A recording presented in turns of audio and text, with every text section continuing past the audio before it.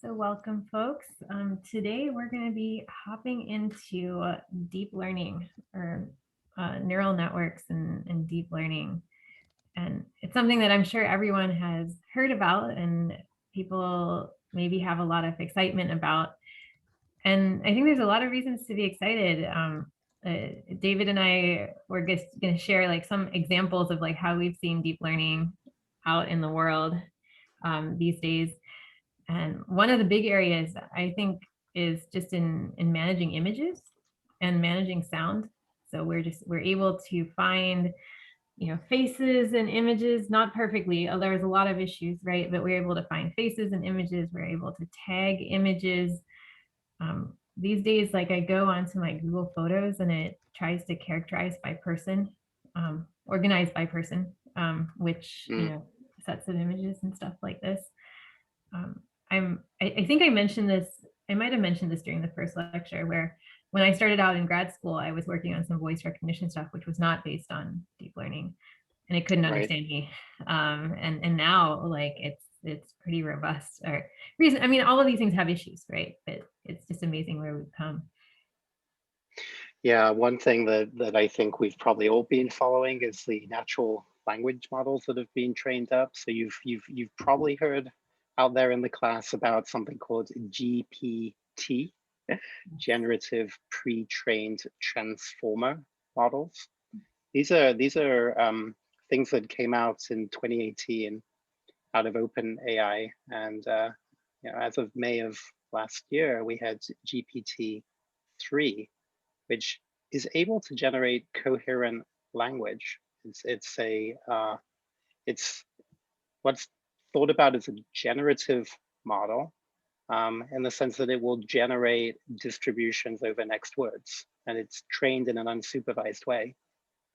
I think one point that I think we should make, Finale, is just that this is not only about huge models, truly huge models with believe 175 billion parameters in GPT-3, but it's also about data. And I don't think we can kind of understate how important the size of data is. And in the case of GPT-3, it was trained, as I understand it, using most of the language available on the internet. Yes. And a ton of books as well. Yes. And I know you think about this in your work, because oftentimes, you're not in that luxurious position to have access to quite as much data, and yet you're still beginning to pay attention to neural network methods. Yeah, and I think this is the thing, like when I talk to people at, like HKS or people who are users of machine learning, it's like, when does machine learning work? It works when you have lots of data. And these models, they do an amazing job kind of in sample, right? And the fact that they've seen so many examples of faces and language and all of these sorts of things. But then when you give them data that's completely different, that they don't do very well at all. they fail pretty catastrophically. So I think that's an important limitation to keep in mind. And like in our work where we don't have a lot of data, we do a lot of Bayesian deep learning to kind of be able to track that uncertainty better, to know when we are getting off of the data set. But for today we can celebrate, we can talk about all the problems as well. We will talk about problems. But the fact that you can, David, have you played around with the GPT-3 at all? Like our lab tried to get it to write like an abstract of a paper. What happened? Was it able to write something coherent? It was. It didn't really make much sense, but there was a bunch of technical terms, and it did flow, right? There was a flow to like and then in conclusion we developed blah blah blah. It knows the shape of it knows the shape of what it should look like, right? Even though the shape, every particular sentence makes limited sense. I just posted this wonderfully meta article from The Guardian where The Guardian asked GPT-3 via an undergraduate student at UC Berkeley to write a story about kind of essentially how AI is not a threat and does not want to destroy humans. And then it generated these 8 essays that became this article.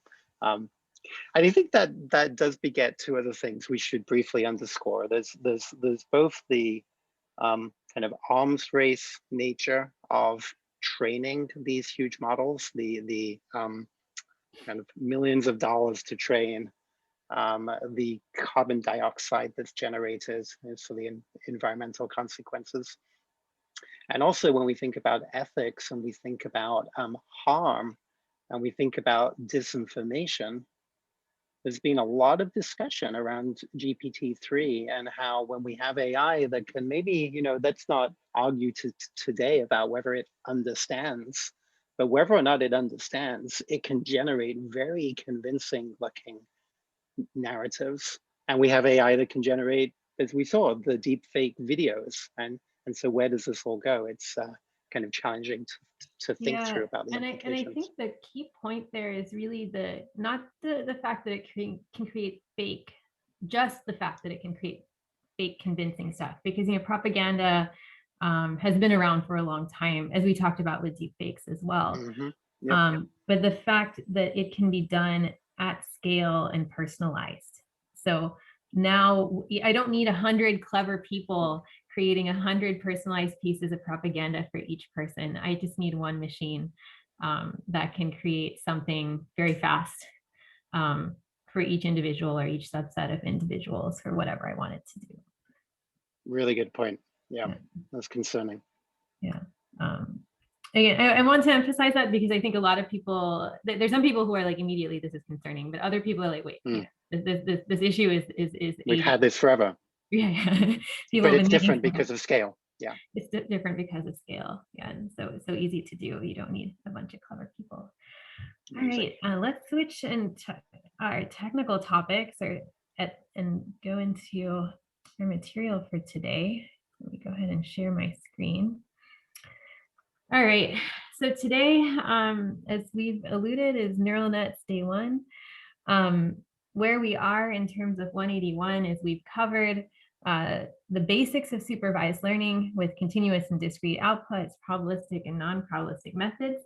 And then we spent the last two lectures talking about model selection, because even with our relatively simple approaches, our linear models, we already had a couple different choices for, are we going to use KNN? Are we going to use a discriminative model? Are we going to use a generative model? This is stuff that you were looking in your homework as well. So we have choices over model selection. And what we're going to start today is going to be talking about more expressive models, in particular, neural nets. So today and the next lecture will be about looking at neural nets. Today we'll look at their architectures and the basic ideas, and then next time we'll talk about inference. In terms of just book, oh right, I should put the book section. So this is chapter 4. We're gonna get up to about 4.5-ish today in the 181 textbook. All right, in terms of just other logistical things, homework 2 is due on Friday. And one thing that I want to note based off of homework 1 submissions, actually 2 things I want to note, is first of all, please double check your PDFs and make sure that your PDFs have all the plots that you intend for them to have. This is one of those things where it's just doing, taking that extra few minutes just to check and make sure that your submission is correct. It's a life skill, and what we're not going to be doing going forward is going back to your code if you submit like the wrong PNGs in your PDF. You have your wrong plots there, right? And again, we realize that sometimes mistakes happen. In fact, like in terms of personal story, one time I lost out on an entire grant submission that was like $300K, dollars down the drain because I didn't fill out some of the forms properly. So, these things happen. It's life. and we just have to work with the consequences, right?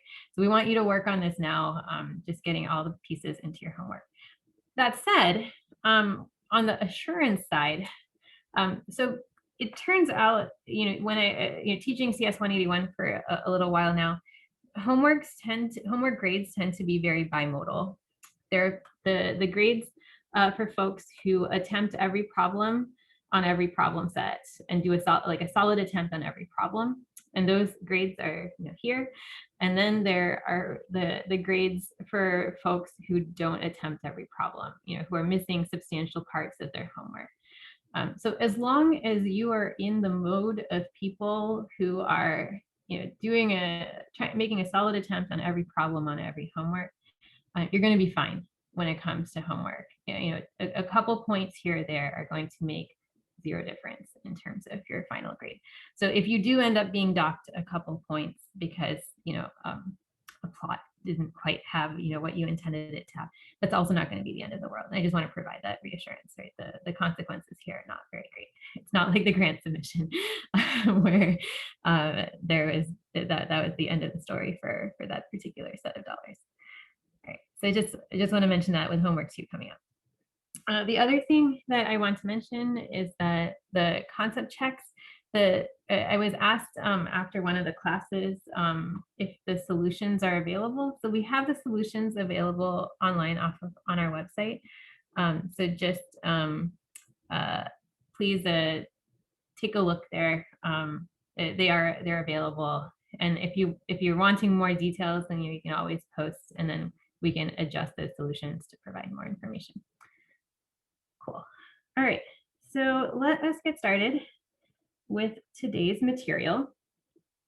I will also say, in terms of full disclosure, I'm definitely like an integrals gal. Like, Bayesian methods are great. Neural networks are a bunch of derivatives. It's not my favorite topic, but that's okay. They're very useful. And yeah, it's like that partner that you have that has no reason not to, you don't have any reason not to like them. They're organized and everything is wonderful, and you still just don't quite, yeah. Anyway, so let's see. So let's get into neural networks. So far, what have we been working on? So we talked about logistic regression for classification. I'm going to start there because we're going to be using logistic regression. We're going to be using logistic regression as a piece for building up our neural networks. And the form that we used for logistic regression was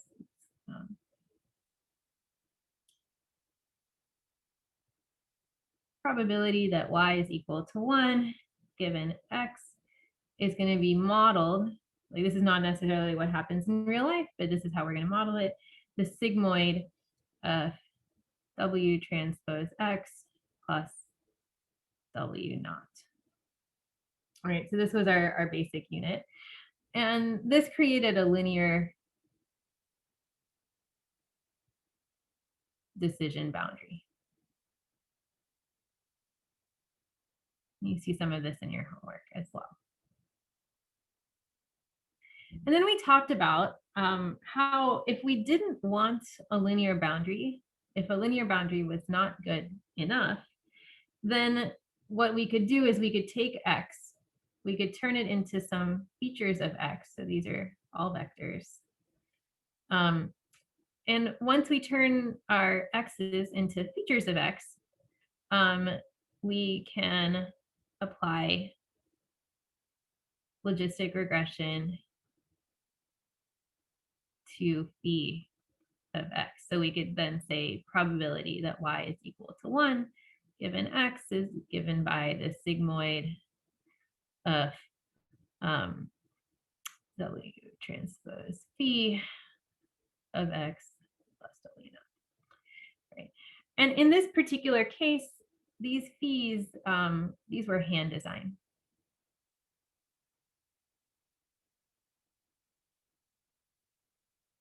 In the first homework, for example, we happen to say, or we asked you to explicitly compare between things that were periodic and things that were polynomials, right?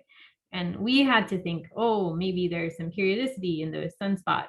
We should use a kernel or set of features that has some periodicity in them, right? So these are hand designed sets of features. And today, the way we can think about what we're going to be doing today is we're going to learn phi of x. And that also just gives us a window into like an alternate name for these deep methods. So in the stats community, you'll see a literature on adaptive basis regression. And that's the same sort of thing that we're going to, as neural networks, right? That whole idea, or one way to think about this is that, hey, I don't want to have to rely on hand designed features, but we're going to learn them as we go from the data. All right. So what I'm going to do for today, also in terms of notation, is I'm going to say that I'm going to define f as being equal to, oh wait, we use h during the other class. Okay, I'm going to use h as being equal to this w transpose phi plus w naught.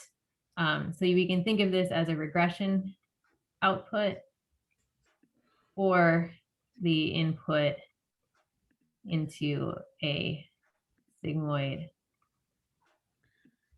or classification. Yep. Mark? Making sure, was the negative up in the sigmoid typo?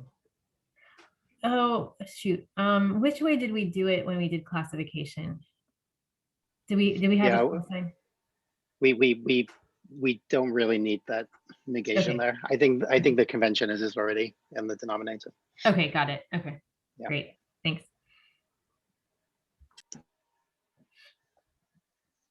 Okay, so here we go. So this is going to be our output, and now let's choose a form for phi. So we're going to start out with a very, very basic form of neural network, and then we're going to try to understand what that basic form means, like what it can represent. And I think that's an important exercise, because one of the most important choices that you're going to make when you do any sort of deep learning is to choose the architecture. And once you choose the architecture, you can apply various automatic differentiation tools out there, and you'll be doing that in homework 3. But it's important to understand what are the consequences of choosing a particular form for phi. So that's going to be today. And then once we do that today, next time we'll talk about actual inference. Right. So let's choose a particular form for phi. And that form is going to look like the following.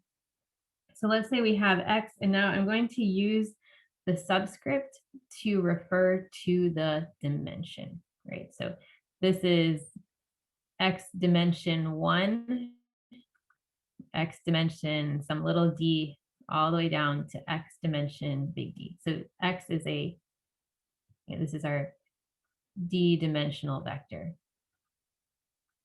x, right? So this is a single input, not multiple inputs, but a single input.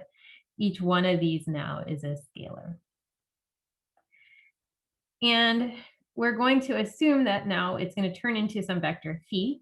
So that vector phi is also going to have some number of dimensions. So we're going to have phi1 through phi, going through phi j, phi big J over here. So this is a j-dimensional vector phi. And each of the dimensions of phi is produced by combining dimensions of x. So all the different dimensions of x go into producing the value for phi1. All of the dimensions of x go into producing the value for phi j, and all the way out to your final choice over here, right? And so now we have to decide, all right, and then the last choice or the last thing that's going to happen is that the fees are going to come out to produce the H, which is going to produce the final output. So the thing that we have to decide now is what should this part look like, right? Like I've drawn some arrows, but like mathematically, how are we going to encode this particular set of relationships? So one choice for that particular form set of relationships is to say that phi j looks just like one of these logistic regression forms. So phi j is equal to the sigmoid of W transpose little j x plus W not j. So what's going on here is I'm saying that there's a set of weights going in here. And there's going to be d weights, right, all the way out to xd. So this over here is a d-dimensional vector. And the j subscript is telling us there are j wj vectors, one per pj. So the w's that are producing, for example, this particular phi are going to be different than the w's that necessarily produce this particular phi over here, right? So that that's the idea per node. And then to make this a little more compact, we may write capital phi n for a particular data point is equal to the sigmoid of W. I'm going to put this 1 here to mean layer 1 xn plus W1 not, where this is our matrix J by D of all these WJ vectors. And this is our vector of length J, close parentheses. And so, and this is a pointwise, right? Pointwise application of the sigmoid. So this is going to be just some notational convenience for us, because now we can write this this process of going from x to phi as first taking a matrix and multiplying by x, adding a number to it, and then after we add the number to it, for every element of that matrix, we're going to squash it through this sigmoid curve, right? So again, I feel like the notation gets a little hairy for these things. So just trying to go slowly and make sure that folks are following along. So this is the idea. And so this is one of the most basic architectures. It's it would be called a one hidden layer, or one layer, because there's one layer of phis, sigmoid neural network. And sigmoid because the choice that we used here is a sigmoid. I'm just going to note that there are other options for using the sigmoid. So the sigmoid is a squashing function. Actually, let's do a little bit of thought experiment. So let's suppose we had multiple layers and we didn't have this sigmoid sitting here, right? We have, or actually even with one layer, let's suppose that we didn't have the sigmoid sitting here.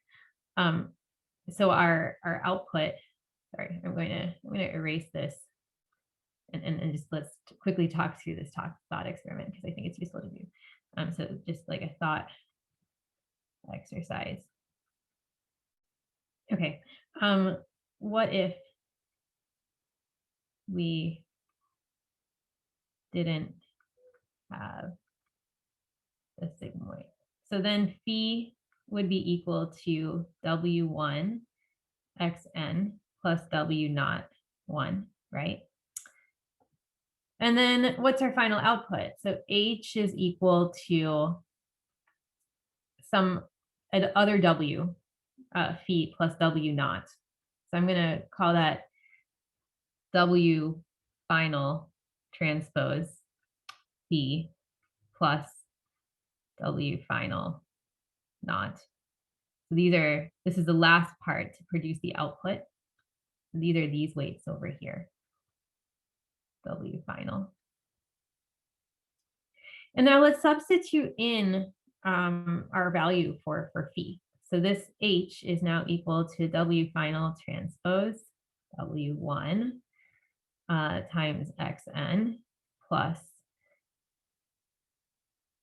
w final transpose w1 plus w final, right? So I just substituted in for phi. Oh, sorry, yes, w1. So we have our matrix over here being multiplied by this vector. So this over here is just going to turn into a d-dimensional vector. And this over here is a vector, this vector over here times this vector inner product. So this is going to be a scalar. So this whole thing is a scalar. And what we notice is that if we didn't have the nonlinearity, without the nonlinearity,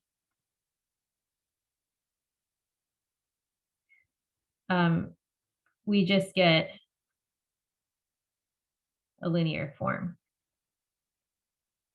back again, right? But we didn't really accomplish much if we didn't have a nonlinearity in that layer, because this over here is just another vector. This over here is just a new scalar. I can call this, just like some w prime or transpose prime. I can call this thing some w naught prime, and it looks just like a linear form, right? We haven't accomplished much. So the power of this approach, the power of producing something new, comes from the fact that we apply this nonlinearity, right? But note, we have many choices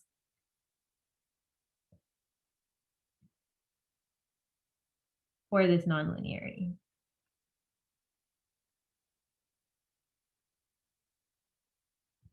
So the sigmoid is one choice. Another common choice is a tanh function. And another common choice is something that's called a rectified linear unit. Rectified linear unit, or ReLU. And that's a nonlinearity that looks like this. So anything less than 0, it gets turned into 0. Anything greater than 0 stays the same value. Okay. And it's going to turn out that for many, many choices of nonlinearity, we're still going to get, why are these good? What do I mean that they're all reasonable or they're good? So these are going to be good in the sense that they can be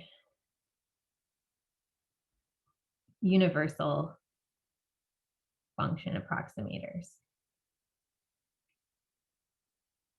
And let's unpack that.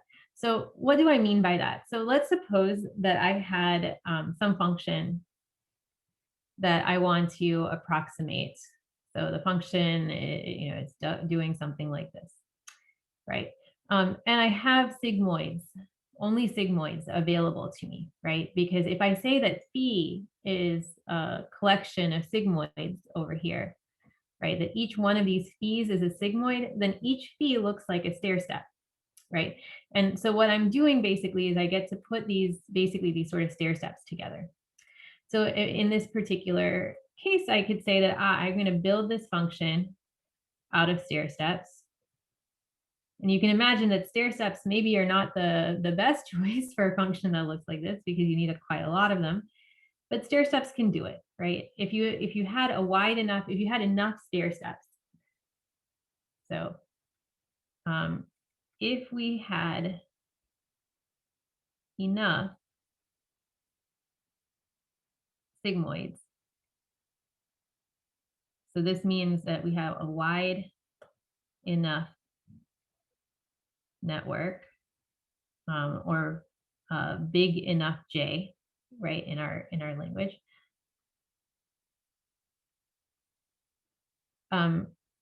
We can approximate any function.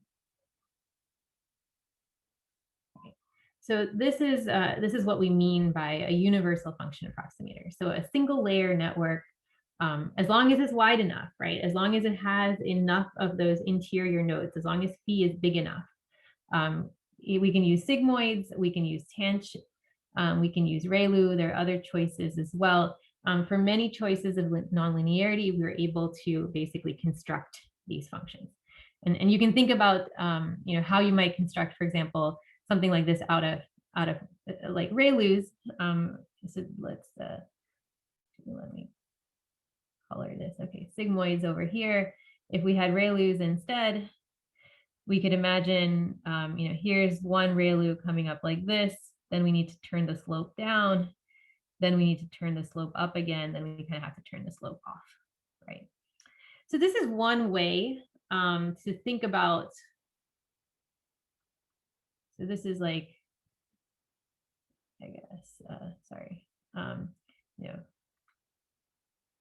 method number one to think about kind of neural network forms, right? That you can think of them as basically these stacks of nonlinearities being piled on top of each other. And today what we're going to be doing is we're going to be talking about a couple of different ways to just think about what a neural network architecture is doing. And hopefully one of them sticks, or a couple of them stick. And so you have some intuition that when you create an architecture, what it's actually trying to do. All right, so this is probably a good time to pause for a 2-minute break and take any questions. And then we'll continue with more ways to think about neural networks.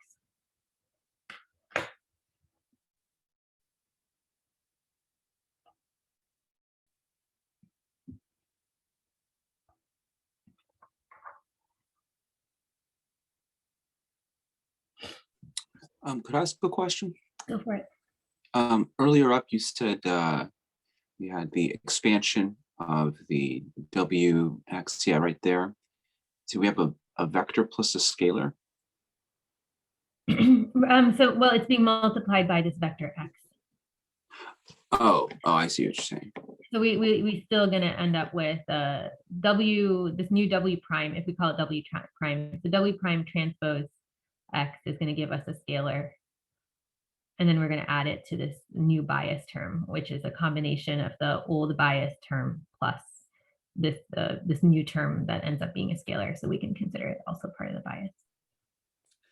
Gotcha. You meant just that portion of just the W portion is vector valued. The whole term does become scalar valued. That's right. Yeah. Gotcha. Thank you. Yeah, so I was just wondering if there's any way to know, like, when you have like a large enough vector for phi, or like when you've added enough layers, or whether you just need to keep trying until you get like some good result. I mean, there is definitely some of keep trying until you get good results. And one thing we're going to talk about next time is that neural networks have some counterintuitive properties where these really large neural networks turn out to actually not overfit or not overfit too badly. And then there's a question of why that happens. And also that we can fit them at all, right? Because these are now really weirdly nonlinear functions. So when we were talking about regression and classification earlier in class, David talked about how all these functions were convex. And because they were convex, they were nice and gradient descent was going to work. And gradient descent also seems to work for neural networks. And there's so that's a question like why? So we're going to talk about that next class.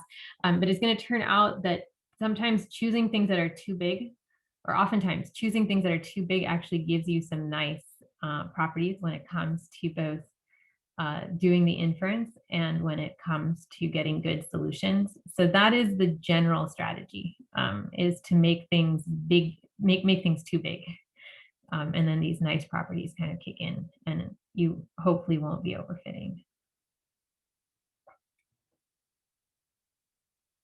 It's definitely a funky sort of idea, right? We've just talked about the bias variance trade-off, how you don't want your models to be too big.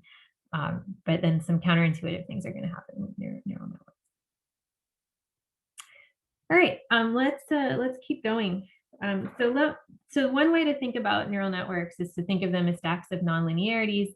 And just as another way of drawing this picture, we can imagine in 2 dimensions, we can think of these as planes. So if we had some pluses here, we have some minuses out here, then we could imagine having to collect a bunch of these hyperplanes that kind of, we need a plane that kind of goes down like this to kind of cut off these guys over here.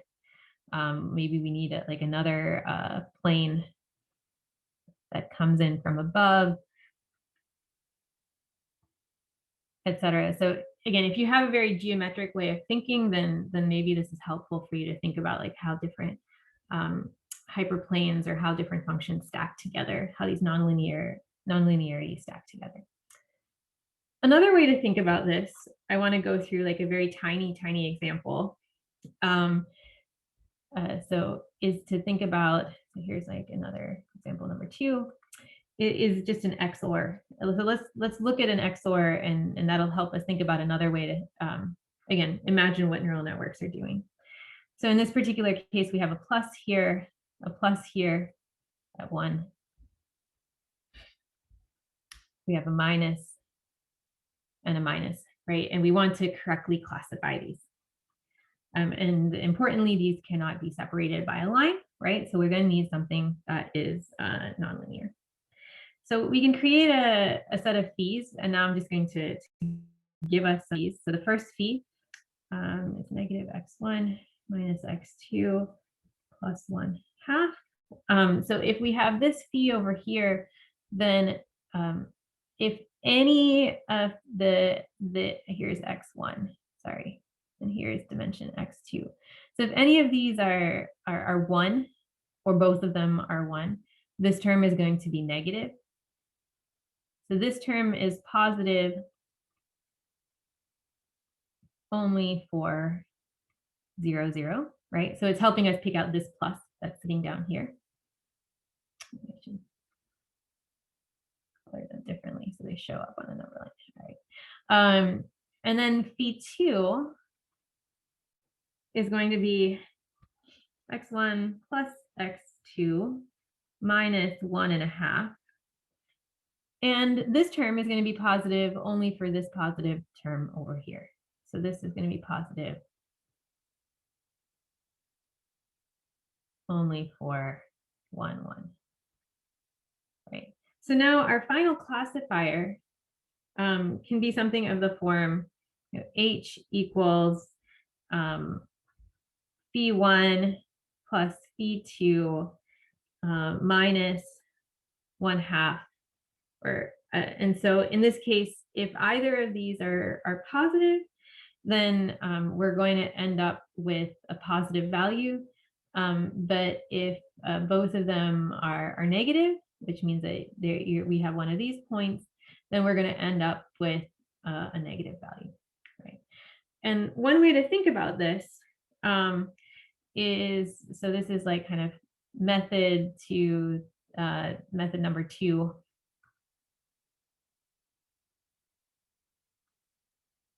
Think about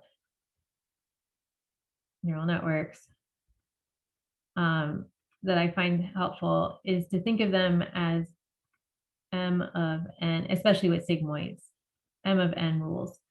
So these sigmoids are basically in this case, the x's are basically, 1 or 0, right? And what this is doing, this phi1 is doing, is it's counting, right? It's counting how many of these dimensions are bigger than some value or smaller than some value. So these 1/2 that are kind of all over the place, they're basically controlling the threshold, right? So this minus 1/2 is saying that I need these x's to add up to 2. And then I will be positive if 2 of 2 of the x's are positive. And you could imagine a different rule that says I need 1 of 2 to be on, right? Or 1 of 2 to be off. So that's what we're getting up here. So this is another way that you can think about what neural networks are doing. And this might be helpful in situations like I do a lot of work with discrete data in my research, because we have counts of medical conditions or counts of codes. And so one way to think about what the neural networks are doing in our setting is that it's picking out, X of this many of Y codes are present somehow with some weightings in our data set, which is kind of what logistic regression is saying anyway, right? It's just another way of thinking about logistic regression. And now we're building up on that to get more complicated features.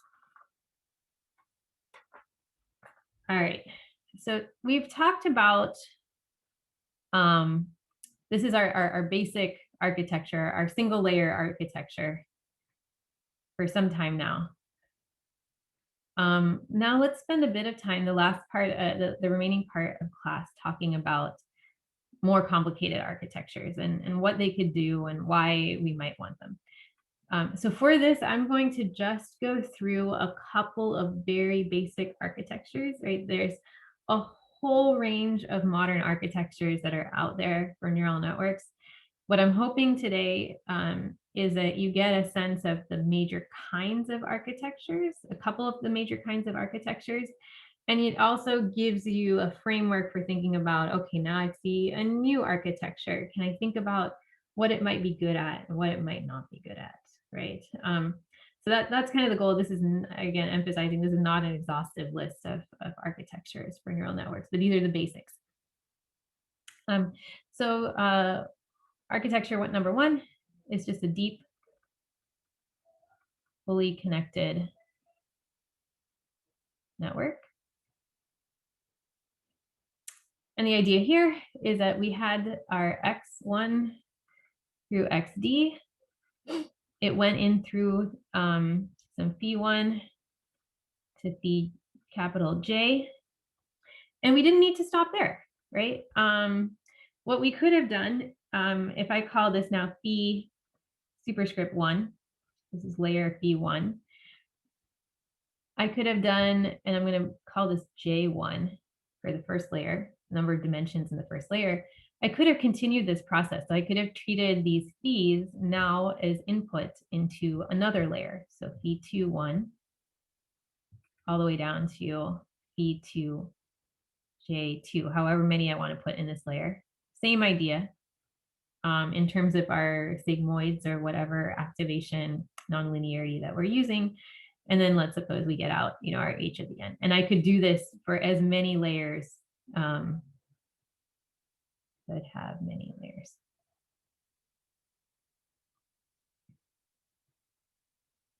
Okay. Why would I want to do that? What benefit does this give me? Well, the benefit that this gives me is that the benefit is that it allows me to reuse features. So a very simple example could be that if I am looking for a classifier that involves houses and if I have a feature for like windows, or for example, then I could use the window feature to classify houses, but maybe I can also use that to classify like office buildings or something like this. And there's like some internal thing that can be reused in other parts of the network. In terms of like a very, very simple example, let's suppose we have output is equal to true if x1 dimension 1 and x2 are big, and x3 is big, or x1 and x2 are big, and x4 is big. So if I'm learning this with a single layer, I would have to learn basically like x1, x2, x3 are big. That would have to be like one of my features. And then I would need another feature that said that x1, x2, x4 are big. And so that's like a three-way combination that I would have to learn. With multiple layers, it basically lets you create an abstraction, right? It lets you say that, you know, there's some phi 1, for example, that corresponds to x1 and x2 being big. And then later on, I can use that feature again for both of these cases, because this part is repeated in both of my final outputs. So this just is a useful thing to have in terms of, again, being able to reuse things. Otherwise, you were going to have to learn potentially multiple copies, right? We had to, in this case, we had to learn multiple copies of x1 and x2 being large. And that can increase the amount of data that you need, for example, to train your method, because now you're going to have to see, to learn this feature x1 and x2 big, you're going to have to see it in this triplet and in this triplet multiple times. So that's a very basic extension of the single layer network. So that's just making it deep. Other terminology that you might see for this, so this is also called a feed forward neural net. You're just feeding these numbers forward through the network. So feed forward fully connected neural network, or also deep network, because now a deep network has more than one layer in terms of, again, just terminology that you might see. All right, so then in terms of additional common types of architectures, another really important type of common architecture is a convolutional network. And these are the networks that have made such a huge difference when it comes to image processing. So all of these amazing image things that David and I were talking about at the beginning of lecture, these are all powered through various forms. Again, within each architecture, there's lots of different variations of convolutional networks. So what is the basic idea for a convolutional network? The basic idea is that, so let me draw this as an image, or draw a cartoon as an image, and then I'll draw a cartoon of the architecture. So let's suppose that you have an image of a certain size, and this is going to be my input x. So in a few minutes, I'm going to just write down x as a vector, which you can imagine is like a vectorized form of the image. But to think about a convolution, I think the easiest way to think about it is in the context of images, kind of intuitively and conceptually. So let's suppose we have some image, and then we're going to have some patch. We're going to have a filter. And what the filter is it's just a set of weights. So let's say it's a 3x3 filter. Then it's going to have 9 weights, a weight for every single element here. And then wherever it happens to be on the image, so let's say this is a particular filter F, then if I apply it here, it's going to take all the weights in this filter and multiply them by the pixels here and sum them up. And then if the filter happens to be sitting over here, then it's going to take the pixels that are over here, multiply them by the same weights, right? So this filter, 3x3, it has 9 weights sitting inside it. And you were going to slide it across the image. And wherever we put it in the image, we're going to take the pixels that it's sitting on top of, and we're going to multiply them by the weights that are associated with whatever it's sitting on. And we're going to sum. So if you're familiar with convolutions in general, this is me like, talking conceptually, hand waving through what a convolution is, right? But if you don't recall convolutions, that's also totally fine. Just if this intuition makes sense. So this process of applying this convolution is going to result in basically, for now, let's consider a image size thing about the same size, right? Because for every place where we put this filter, we can collect the filter values. Filter values for each location. So if I had this patch over here, that's going to convert into one number, right? Because I took all these 9 values, multiplied and summed. And then this one over here is going to convert into, you know, a value that's sitting right here. I'm going to get something that's roughly image sized. But now, for example, is averaging, if this filter was just 1, imagine it's just averaging over the nearby pixels of the image. So what now, if I'm drawing this in pictures, or kind of like how it's usually drawn in like a, if you read about this in a book or a blog or something like this, here we have X. Then we talk about doing a convolutional layer to get something that's also roughly of size X. And then we're going to do something to make this smaller. So what we're going to do, for example, one thing we could do is we could split up this image into, or this new thing into blocks. And we could just take the max of each block. So we could take the max of this block, the max of this block, the max of this block, and this gives me something smaller, right, than I had, you know, before. Because now, however large my image was to begin with, now it's turned into the smaller thing over here. And this is called a pooling layer. And there are different types of pooling. Max pooling is one choice, but there are other ways of taking a collection of values and pooling them together. And this is going to make my thing smaller. And then I could convolve again. And then I could pool again to make it smaller. And then it's common to then just do a couple of feed forward layers at the end until you get your final output H. So why is this whole idea useful? Well, let's go to this idea of, like, you know, trying to find a window in an image, right? Or trying to find a face in an image. So in that case, you might have a sense of what a face should look like. Yeah. But the face could occur at many different locations inside the image. It might not always be right in the center of the image.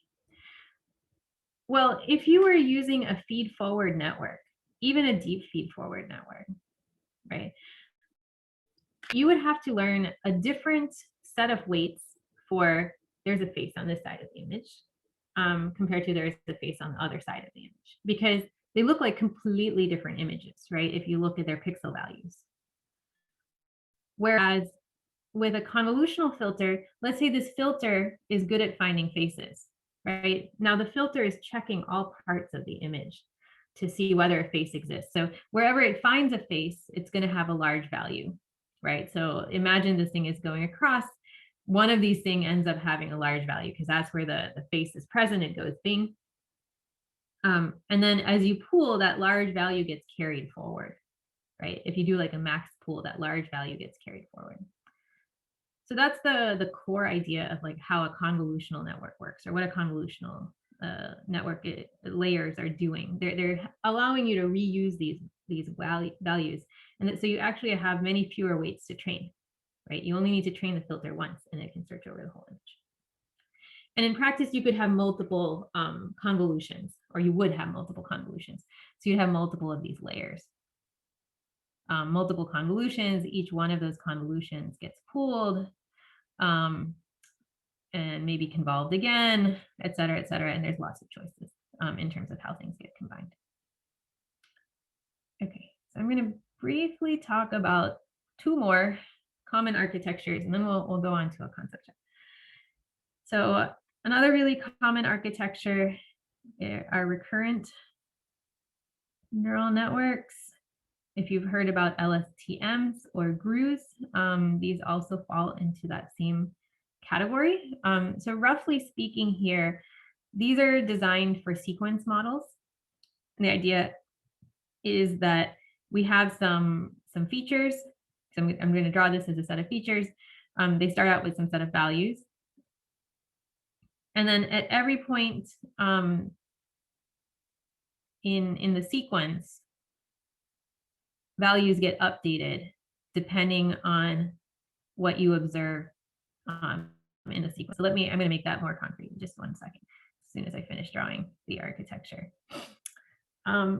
So one thing to note here, or kind of how we might use this. So let me give you 2 examples. So these could be words, right? So words in a sentence. And the output could be either the probability of next word, or it could be a classification for the sentence. It could be like, is this a positive sentiment sentence, or is this a negative sentiment sentence, or something else that you want to know about it? And the way this again works is it takes in 1 word at a time and it updates.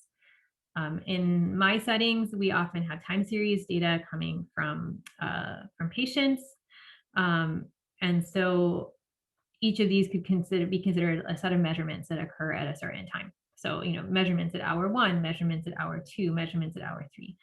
And for these sorts of settings, it makes a lot of sense to consider adding the data sequentially.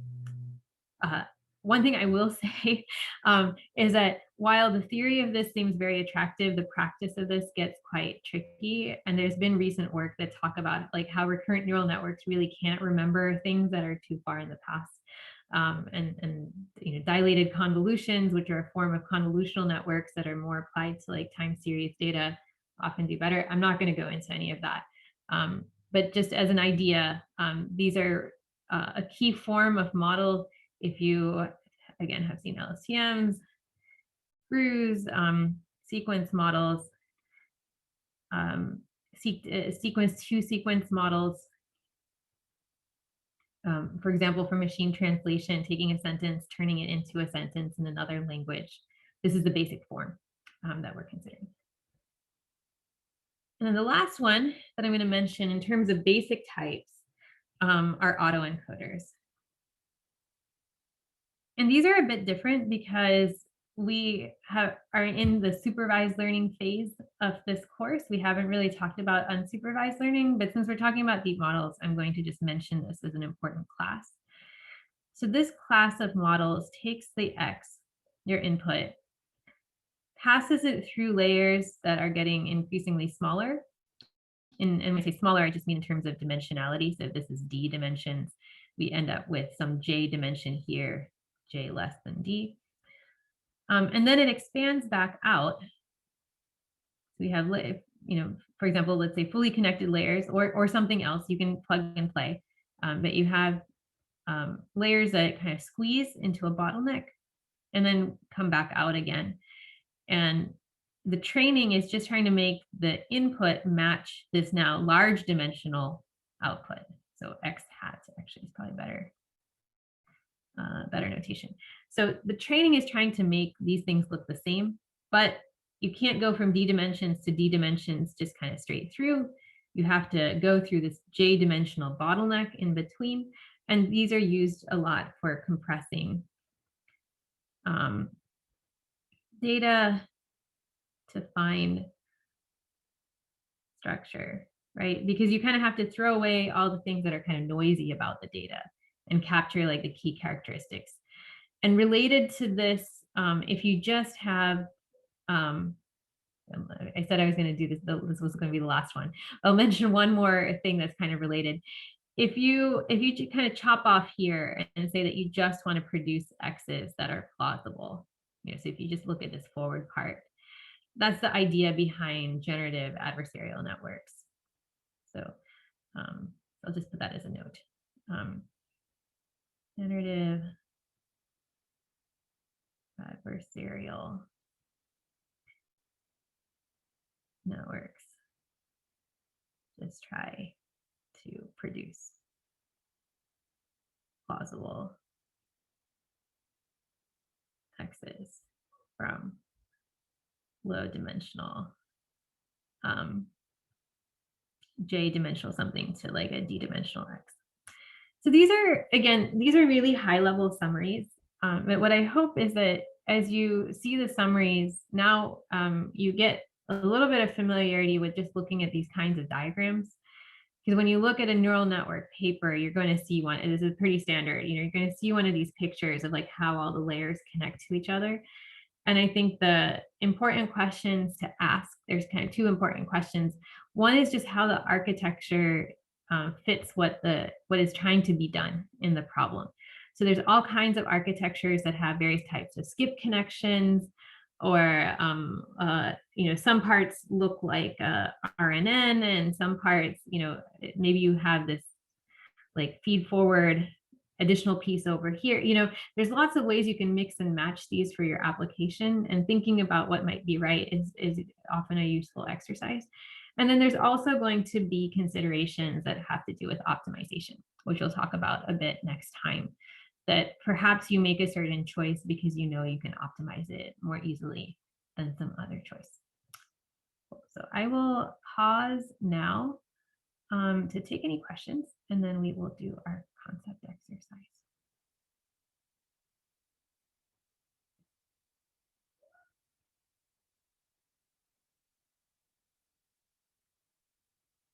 No questions? Okay. Yeah. Cool. All right. So in that case, let's switch over to concept exercise. So for this,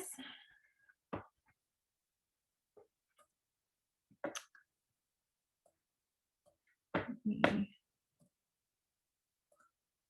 paste the form into the chat and share screen.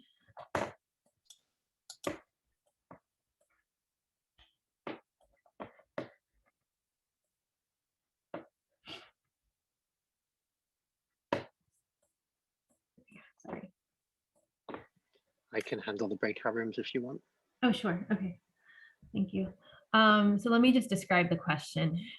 All right. So the main idea, so the question for today's concept check exercise is, suppose that we have a small image, so it's 10 by 10 pixels, and we have the following network. Our image is going to go through a single 2 by 2 convolution. So what do I mean by 2 by 2 convolution? I mean a convolution that looks like this. So we're going to take a patch that looks like this. We're going to slide it over the image. After we finish sliding it over the image at every particular part of the image, we're going to apply logistic regression. So we're going to take the image, then we're going to get something that's roughly the same size as the image that has the value of this convolutional patch at every location. And then each one of those values gets a weight attached to go through logistic regression to get the final output Y. Right, so that's the main form of this network. It's a very simple network.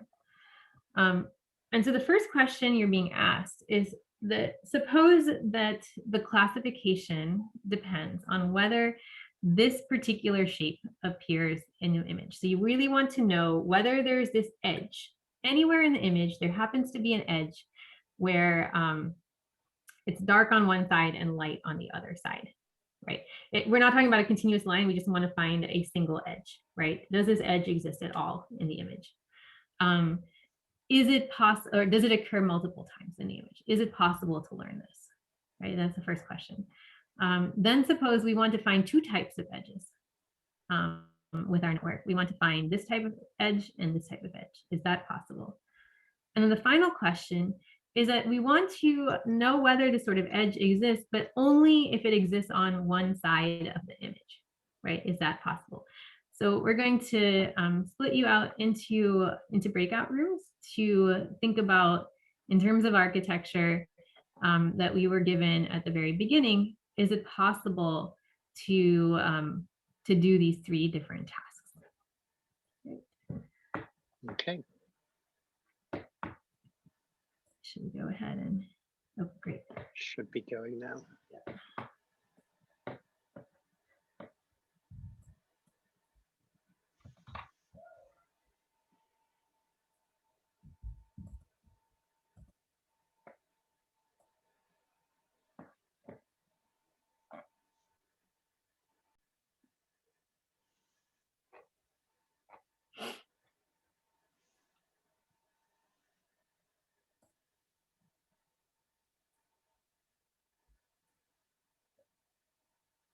Great.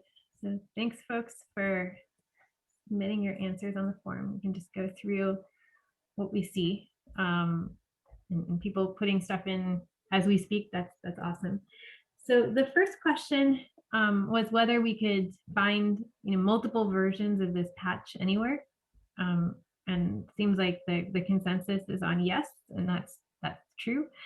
And if we needed to find it 5 times, then we can go back to this intuition, for example, of this M of N rule type thing, where each one of the locations where the convolution is applied is either going to have a large value if the convolution matches, or it's going to have not a particularly large value if the convolution doesn't match. And if we needed it to happen 5 times, we can just make sure that in our logistic regression, we've set our bias term to say that we need to see at least 5 large values for this thing to come out positive. Right? So that's kind of the intuition there. So for any number of times that we need to see this line, we can't control where it is necessarily in this particular case, but we need to see it 5 times. We can count to see it 5 times. So now let's think of the next question was, well, we want to find cases where there's an edge and cases where there's a diagonal, and the majority are saying no. So as worded, no is correct, because we said there was only one filter available. Now, if you interpreted the question to mean that you might have multiple filters available to you, and you could use 2 filters and then count for each filter how many times it occurred, or combine them together, then yes would be okay. So just however you interpreted the question, just make sure that your answer matches what I just said. If you interpreted the question as you're stuck with the architecture that I told you at the beginning, the correct answer is no. If you assumed you could change the architecture, then the answer would be yes. And then we have a split when it comes to the last question was, could we find stuff that's only along the side? So the answer to that is yes. And if we think about, yeah, so we would need 2 convolutional layers for question B. That's right. So if we look at the last this last question, we were asking, like, can we learn something that only lies on a particular side? And the answer to that is yes. And the reason for that is that we only need to remember, we get to apply our final logistic regression weights to our solution, right? Or sorry, what comes out of our convolution. So suppose that you had your original image over here, and it's being turned into, now we're passing this patch. We have this patch that looks like this over the image, and it's being applied to all of these places. And then we're multiplying this by a set of weights, and then we're adding our bias term, right? Our W naught. And when I'm drawing the weights like this, because I'm drawing it as the same shape, like, again, you could think about all of this as just, at the end of the day, it all turns into vectors, right? But what we could say is that, okay, we want these weights to be big, we want these weights to be 0. So if the convolution is large anywhere in here, right? If there happens to be a patch that looks like this over here, that's just going to get multiplied by, oh, that looks like a B. That is not good. Let's just write it as 0. So this part is set to 0. So if you have a 0 over here, then even if there's a large value over here, you'll set it to 0. And the only things that will matter are if you see one of these over here, then this value over here will be large. And you can count the large values with your weights in your final logistic regression. So I think this is useful to think about, in the sense that it's important to know what your network architectures can and can't do, and can't do easily, right? As a closing thought, I'll just go back to our regression example, where we had, let's suppose we have a line like this and we're trying to fit it with a sigmoid network. We talked about, it might require a lot of work to fit that network. So thinking about these sorts of things is really important, because again, the more complicated it is to fit something, or maybe something's even impossible, then the harder the inference is going to be. We'll stop there and take any questions. Also, I'll go ahead and stop the recording.